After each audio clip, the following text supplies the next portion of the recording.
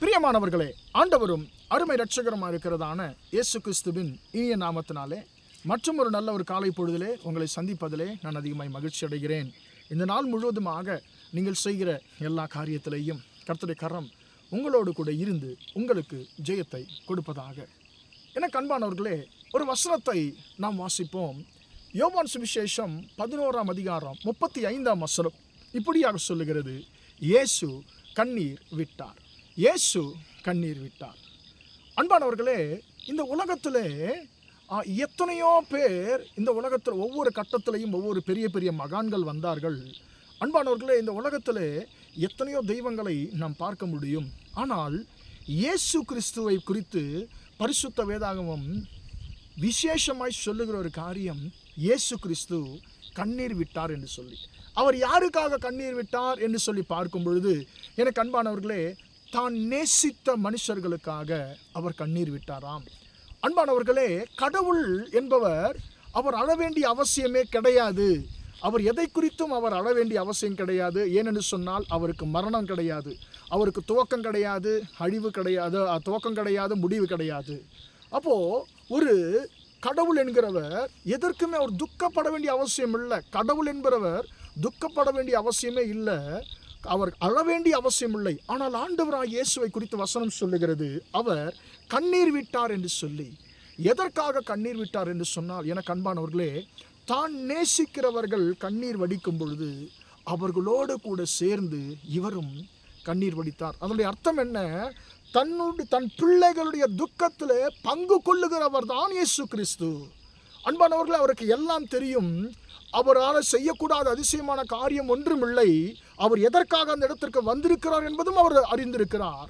அன்பானவர்களே, ஆனாலும் தன் பிள்ளைகள் அழும் பொழுது, தன் நேசித்தவர்கள் அழும் பொழுது, எனக்கு அன்பானவர்களே, அவரும் அந்த துக்கத்திலே பங்கு கொள்ளுகிற ஒரு தேவனாக இருக்கிறார். அந்த மார்த்தாள் மரியாள் அழும்பொழுது அந்த துக்கத்தில் இயேசு கிறிஸ்து பங்கு கொண்டார். அன்பானவர்களே, அவர்கள் லாசரு வியாதியாக இருக்கும் அவர்கள் சொல்லி அனுப்புகிறார், ஆண்டவரே, நீ சிநேகிக்கிறவன் வியாதியாக இருக்கிறான். அப்போ எந்த அளவுக்கு அந்த குடும்பத்தை ஆண்டவர் நேசித்திருப்பார் யோசித்து பாருங்க.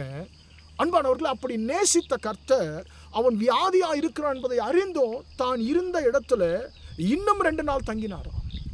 நேசிக்கிறவர்கள் அங்கே மரித்து கொண்டிருக்கிறார்கள், நேசிக்கிறவன் அங்கே மரித்து கொண்டிருக்கிறான். ஆனாலும் இயேசு தன்னுடைய வருகையை தாமதப்படுத்தினார்.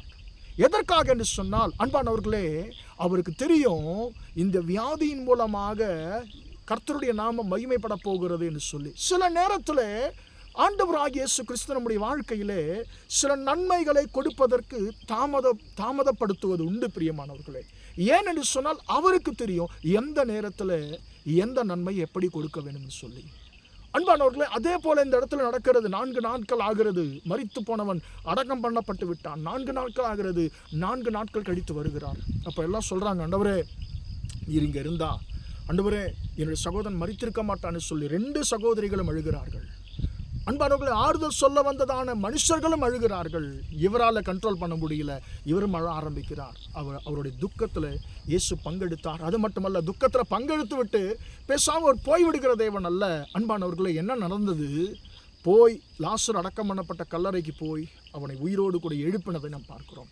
அவருடைய துக்கத்தை ஆண்டவர் மாற்றுகிறதை பார்க்கிறோம். அன்பான தேவனுடைய பிள்ளையே, இன்றைக்கு உனக்காக நீ துக்கப்படுகிறதை பார்த்து ஆண்டவரும் அவர் துக்கப்படுகிறார். உன்னை உண்டாக்கின கர்த்தர், உன்னை தெரிந்து கொண்ட கர்த்தர், அவர் சாதாரணமான தேவன் அல்ல. உன் துக்கத்திலே பங்கு கொள்ளுகிற தேவன். உன் துக்கத்திலே பங்கு கொள்ளுகிற தேவனை நீங்களும் நானும் ஆராதிக்கிறோம். அன்பானவர்கள், அவர் சொல்லுகிறார், என் மகனே, என் மகளே, நீ துக்கப்படும் பொழுது அதை என்னால் பார்த்துட்டு சும்மா இருக்க முடியாது. உன் துக்கத்தில் பங்கு கொள்ளுகிற தேவன் நான். உன் துக்கத்தில் பங்கு கொள்ளுகிற தேவன் மட்டுமல்ல, நான் உன் துக்கத்தை மாற்றுகிறவர்.